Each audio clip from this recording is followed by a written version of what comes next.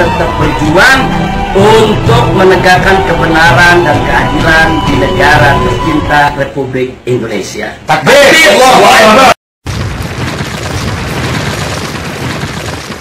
A'udzu billahi minasy syaithanir rajim.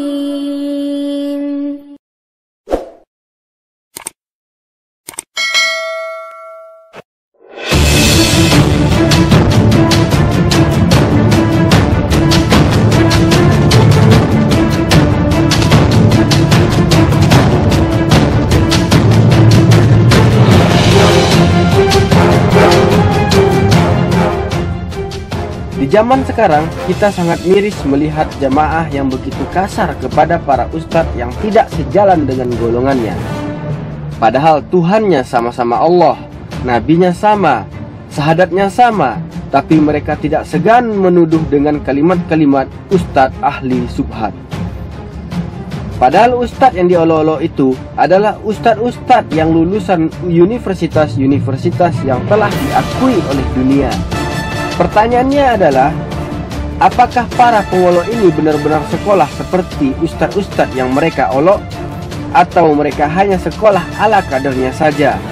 Mereka juga tidak pernah belajar metode dakwah, atau hanya berbekal nonton ceramah di YouTube, lalu mereka merasa bahwa merekalah yang paling sunnah, atau ustadznya adalah ustadz yang paling alim, yang paling pintar, yang ilmunya paling tinggi atau paling hebat, sehingga mereka berani menyebut muslim di luar jamaah mereka dengan sebutan ahlus subhat.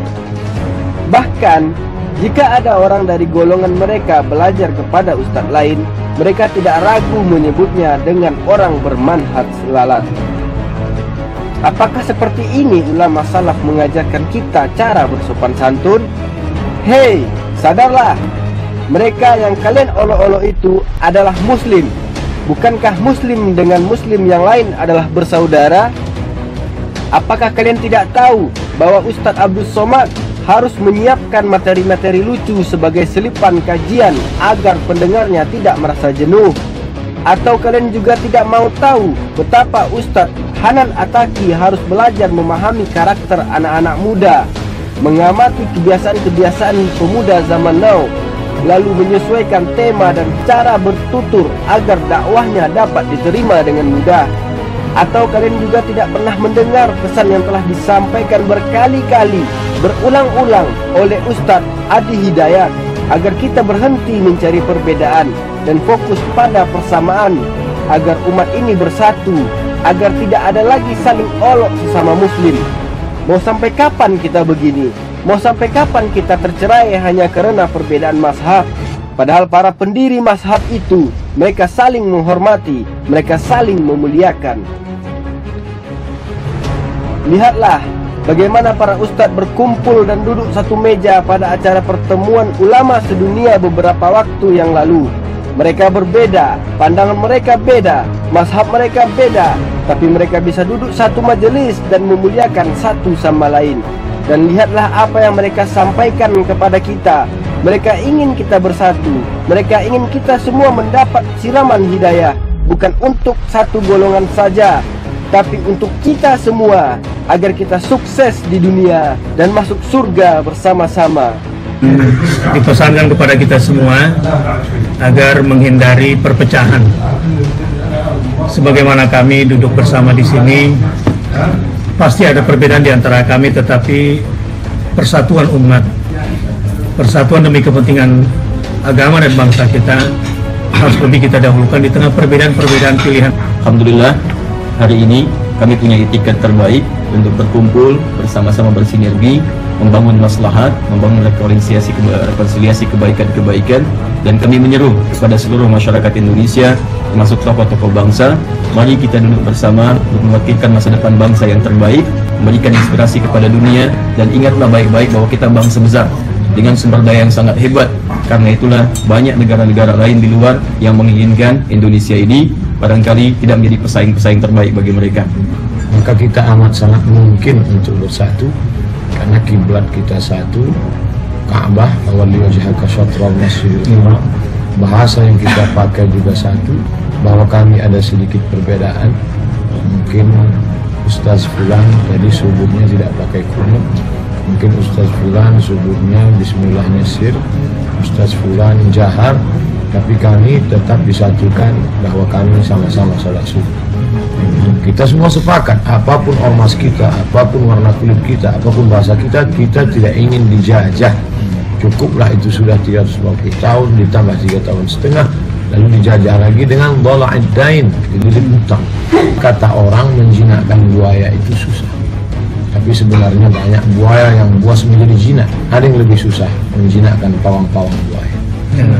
Hari ini dalam tanda kutip pawang buaya itu berkumpul, semua orang berkata akan melihat, oh itu Ustaz kami, itu Ustaz kami, mereka ternyata bisa duduk bersama melihat masalah umat ini. Lebih seiman, ada hal yang harus kita belajar di Indonesia ini, bagaimana kita lebih menghormati para dai dan duat, para ulama.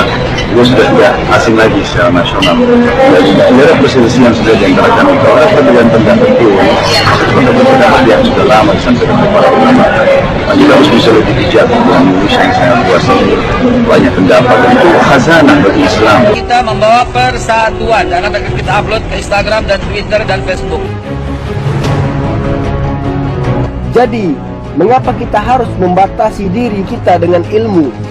Ayo, mari kita ambil ilmu dari Ustadz Firanda, dari Ustadz Abdus Somad, dari Ustadz Hanan Ataki, dari Ustadz Adi Hidayat, dari Ustadz Khalid Basalamah, dari Ustadz Syafiq Riza Basalamah, dari Ustadz Abdullah Hadrami, dari Ustadz Felix Xiao, dari Ustadz Batiar Nasir, dari Ustadz Zaitun Rasmin, dari Ustadz Haikal Hasan, dari Ustadz Umar Mita, dari Habib Rizik, dari Agim, dari Mama Dede, dari Ustadz Maulana, dari Ustadz Yaya Waloni, dari Ustadz Yusuf Mansur, dari Ustadz Arifin Ilham, dan dari Ustadz-Ustadz lainnya yang tidak bisa kami sebutkan semuanya. Ambil yang baik dari mereka dan abaikan yang tidak baik tanpa harus menghina mereka. Toh, mereka juga manusia, lidah mereka juga bisa terpeleset. Tapi jangan sampai satu kesalahan mereka menutup jutaan sumbangsih mereka terhadap dakwah ini. Dan jika kita mengikuti atau mendengarkan tausiah dari semua ustadz-ustadz tersebut, apakah kita bertambah bodoh? Jelas saja tidak. Tapi sebaliknya kita akan semakin pintar, kita akan semakin paham, kita akan semakin mengerti, kita akan semakin khusyuk dalam beribadah, karena kita mempunyai banyak ustadz-ustadz sebagai referensi atau panduan kita. Hai kaum muslimin, sadarlah, musuhmu bukanlah orang yang ketika kau tidak berkunut dan dia berkunut saat sholat subuh atau sebaliknya. Musuhmu bukanlah orang yang ketika kau tidak membaca usolli ketika sholat sementara dia membaca usolli. Dan tanda-tanda musuhmu juga bukanlah mereka yang berzikir, yang bertahlil bersama-sama, tapi mereka adalah muslim, mereka adalah saudaramu. Muslim yang satu dengan muslim yang lain adalah bersaudara. Mari kita akhiri video ini dengan mengutip nasihat dari Ustadz Salim Afilah. Mungkin kita bisa berhenti sejenak dari kesibukan, lalu bertanya pada diri kita masing-masing. Apakah setelah mengaji kita mulai merasa ana khairum minhum, aku lebih baik darimu? Jika iya, maka atur ulang niat mengaji kita. Pasti ada yang salah pada niat itu. Sebab kata-kata ana khairum minhum adalah ucapan yang membuat iblis terusir dari surga. Namun berbahagialah bagi Anda yang setelah mengaji kemudian membuat Anda tersungkur sambil berucap, Rabbana zalamna anfusana wa ilam taufir lana wa tarhamna lanakunanna minal khasirin. Ya Allah, ternyata selama ini kami zalim kepada diri sendiri. Jika Engkau tidak mengampuni dan menyayangi kami, pasti kami akan jadi orang yang merugi. Berbahagialah karena doa itu adalah sebuah kesadaran yang membuat Nabi Adam mendapatkan kembali kenikmatan yang sebelumnya dicabut oleh Allah Subhanahu wa Ta'ala di surga. Tetap berjuang untuk menegakkan kebenaran dan keadilan di negara tercinta Republik Indonesia. Takbir! Allahu Akbar!